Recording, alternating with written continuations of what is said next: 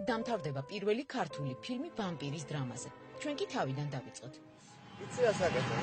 ბრანდოს კარტი გახსოვს შუაჭკას. последний танго в Париже. გააკეთე. იღებს და რო აკრავს და ზევით. გააკეთე. რა. მარინა კახიანმა ეს სცენა მარლონ ბრანდოს მანერით ითამაშა.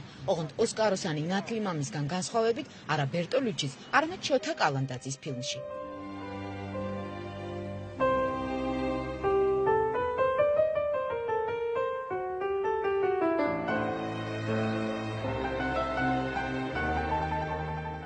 როდენის ფოტოდან პანორამა სევდიან ვამპირზე გადადის. რეჟისორის ვარაუდით ვამპირი ამ ეპიზოდში სინანულშია.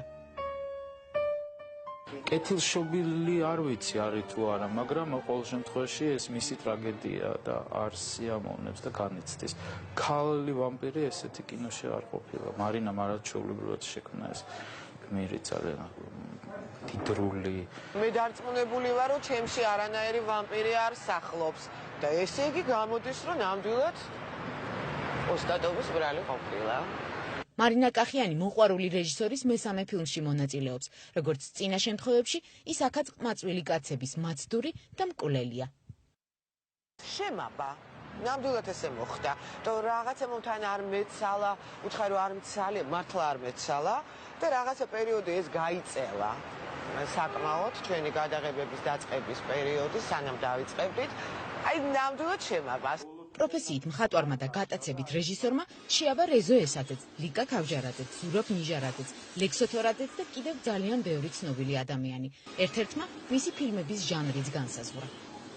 პოეტური ფოტოკინო. შემოიგონე ეს? არა, იცი რა, სოფიკო ჭიაურელი რო დავითანხმეთ ჩემ ფილმზე, უშვილო არის ესეთ პატარა ნოველა ვარ ჩვენ, ნუცაშენ შეშულ თამაშობს. ის ნახა და თქვა, შენ გადამიღე კი ბატონო და ნუ მე მაშინ არ ვფიქრობდი რა ჟანრია, მე ჩემ ინტუიტიციას მივყვებოდი და თქვა რომ ეს არის პოეტური კინო შოთაო და მე უფრო დაუმატე და ფოტო პოეტური კინო ესე შევარქვა. პოეტურ ფოტოკინოში პოეზია არ არის, არასოდეს არის ტექსტი და ყოველთვის არის მუსიკა. ამ ფილმშიც პირველი ქართველი ვამპირი სისხლიან კვალს ბახის ინვენციაზე დატოვებს.